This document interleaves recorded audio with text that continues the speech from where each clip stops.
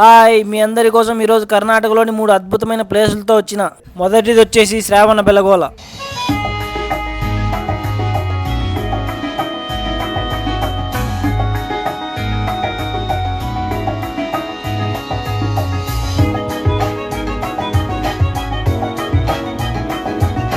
ఇక రెండవది బేలూరు చెన్నకేశవ స్వామి టెంపుల్.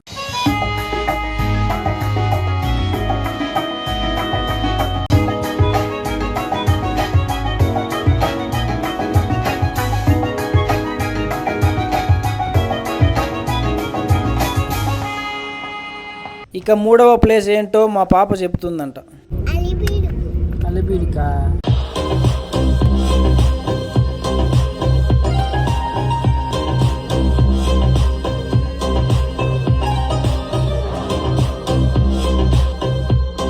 మనం వచ్చేసి శ్రావణ బెలగోళలో ఉన్నాము. మనం జైన్ టెంపుల్ను చూడాలి అంటే ఈ వింధ్యగిరి పర్వతం పైకి ఎక్కాలి. కొండపైకి ఎక్కలేని వాళ్ళకు ఈ అరేంజ్మెంట్, డబ్బులు కట్టాలి, ఫ్రీ కాదు ఇది. మేము యూత్, మాకు ఆ చైర్ అవసరం లేదని మేమే స్టార్ట్ అయిపోయాము కొండపైకి. స్టార్టింగ్లో బాగా హ్యాపీగా అనిపించింది.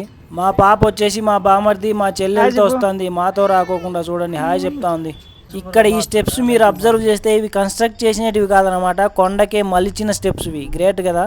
మేము ఇప్పుడు మధ్యలో ఉన్నాము. మీకు ఒకసారి 360 డిగ్రీస్ వ్యూ చూపిస్తా చూడండి. కోనేరు ఉంది, అలాగే ఆ పక్కన వచ్చేసి ఆ శ్రావణ బెలగోళ టౌన్ ఉంది. చూడండి ఎంత బాగుందో, ఎంత ఆహ్లాదకరంగా ఉందో. ఇక్కడైతే చెప్పలేము మన మాటల్లో. ఈ వింధ్యగిరి పర్వతం పైన ఉండే జైన్ టెంపుల్లో గోమటేశ్వరుల వారి ఏకశిలా విగ్రహం ఉంటుంది. ఆ విగ్రహం 58 అడుగుల ఎత్తు ఉంటుంది. ఈ పర్వతం మొత్తానికి కూడా 680 స్టెప్స్ ఉంటాయంట. అక్కడ కనపడేది ఎంట్రీ అనమాట కోటకు. ఈ గుడిలో వచ్చేసి 3 తీర్థంకరుల విగ్రహాలు ఉంటాయన్నమాట. అసలు ఈ తీర్థంకరులు ఎవరు అంటే, జైన మతంలో మొత్తం 24 మంది తీర్థంకరులు ఉంటారు. వారిలో పెద్దవాడైనటువంటి వృషభనాథుని కుమారుడే మన ఈ గోమటేశ్వరుల వారు. ఇలా పైకి వెళ్తే గోమటేశ్వరుల వారి ఏకశిలా విగ్రహం చూడొచ్చు మనం. ఇక్కడ చూడండి, ఏవో రాతలను అద్దాలతో సెక్యూర్ చేసి పెట్టారు. ఇంకా ఇక్కడ వ్యూ వచ్చేసి మాటల్లో వర్ణించలేనంత అద్భుతంగా ఉంది అనమాట. చూడండి, ఆ కాలంలోనే ఎంత బాగా శిల్పాలు చెక్కి పెట్టారో, ఎలాంటి మిషనరీ లేకోకుండా. చాలా గ్రేట్ కదా ఆ కాలంలో. ఇదే ఈ పర్వతం పైన ఉండేటువంటి చిట్ట చివరి గుడి. ఇందులోనే మన గోమటేశ్వరుల వారి ఏకశిలా విగ్రహం ఉంటుంది.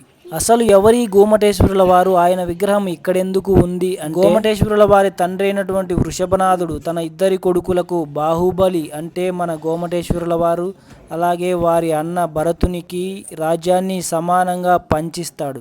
కానీ మొత్తం రాజ్యం తనకే కావాలి అని తన అన్న యుద్ధానికి వచ్చినప్పుడు, హింసతోనే రాజ్యం వస్తుంది అంటే అటువంటి రాజ్యం నాకు అక్కర్లేదు అని శాంతిని వెతుక్కుంటూ వెళ్ళి జ్ఞాని అయినటువంటి గొప్ప వ్యక్తి మన గోమటేశ్వరుల వారు.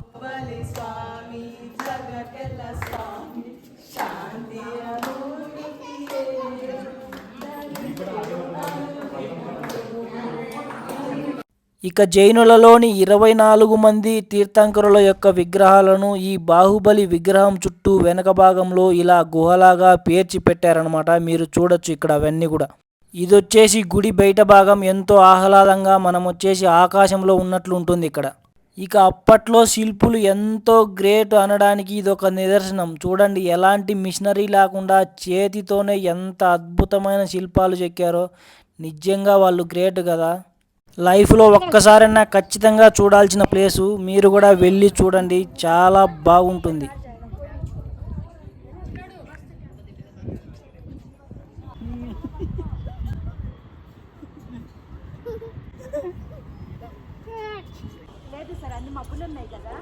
ఇక ఇప్పుడు మనం బేలూరులోని చెన్నకేశవ స్వామి టెంపుల్కి వచ్చేసాం.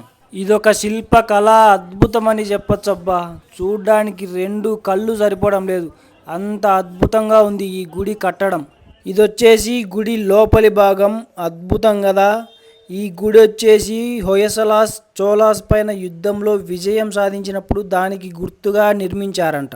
స్వామివారి పాదరక్షలు చాలా పెద్దగా ఉన్నాయి కదా.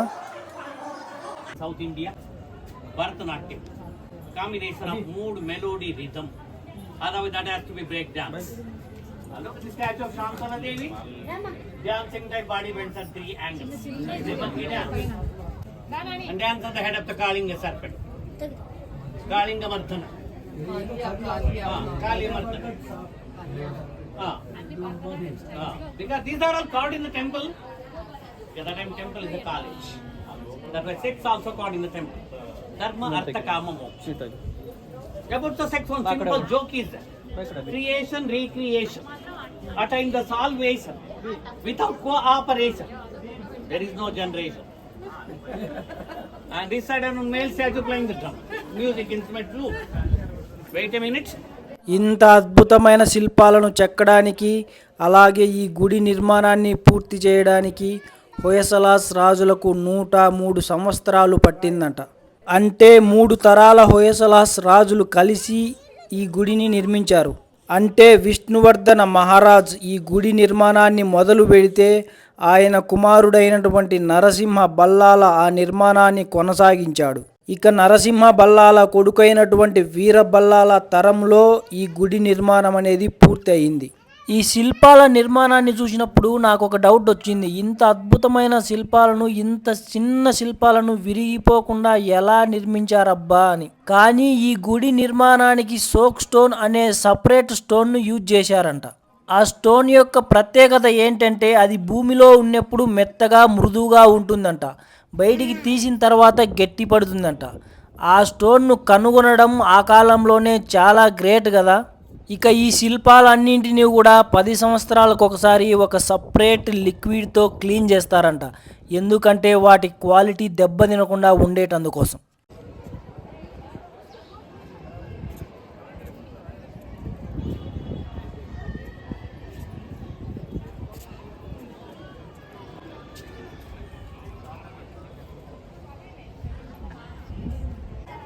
ఇక ఆ బావి చూడడానికి ఎంత బాగుందో. అప్పట్లో నీళ్ళ కోసం ఇలాంటి బావుల్నే యూజ్ చేసేవాళ్ళు. ఆ బావికి ఒక గిలక కట్టి దానికి ఒక తాడు కట్టి బిందె సాయంతో ఆ గిలక సాయంతో నీళ్ళను తోడుకొని వాడుకునేవాళ్ళు. ఈ బావికి వచ్చేసి ఇప్పుడు లాక్ చేసి పెట్టారు, కానీ లోపల వాటర్ ఉంది ఆ బావిలో. మేము తొంగి చూస్తే కనపడింది అనమాట. ఈ అద్భుతమైన టెంపుల్ లైఫ్లో ఒక్కసారన్నా ఖచ్చితంగా చూడవలసిన టెంపుల్స్లో ఒకటి.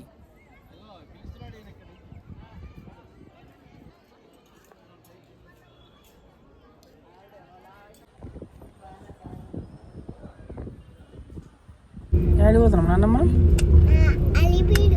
అలిబీడికా ఏముంటాయా?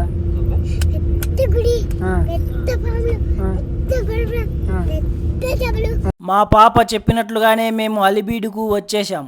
ఇక్కడుండే ఈ నంది విగ్రహాలను చూసిన వెంటనే మీకు అర్థమైపోయి ఉంటుంది ఇక్కడ ఏ దేవుడు ఉంటాడు అని. ఎస్, మీ గెస్ కరెక్టే. ఇక్కడ 2 పెద్ద శివలింగాలను ప్రతిష్ఠించారు. ఇక ఈ గుడిని కూడా హొయసలాస్ రాజులే నిర్మించారు. అందుకనే ఇక్కడ శిల్పాలు కూడా ఎంతో అద్భుతంగా ఉంటాయి. ఇంత అద్భుతమైన 3 ప్రదేశాలను శ్రావణబెలగొల, బేలూరు, హలిబీడు, ఈ 3 ప్రదేశాలను మీకోసం వీడియో రూపంలో క్యాప్చర్ చేసి మీకు అందించాను కదా. సో నా కష్టానికి ప్రతిఫలంగా నా ఛానల్ను సబ్స్క్రైబ్ చేసుకోండి. అలాగే ఈ వీడియోకు జస్ట్ ఒక లైక్ కూడా కొట్టేసి వెళ్ళిపోండి.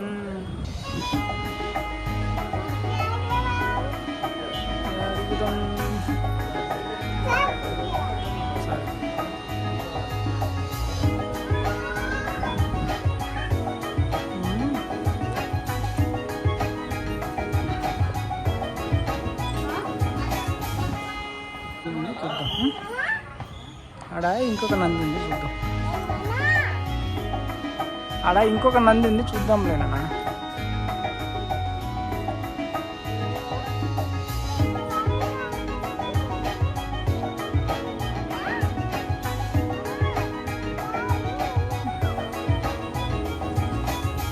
ఒక్క పోయి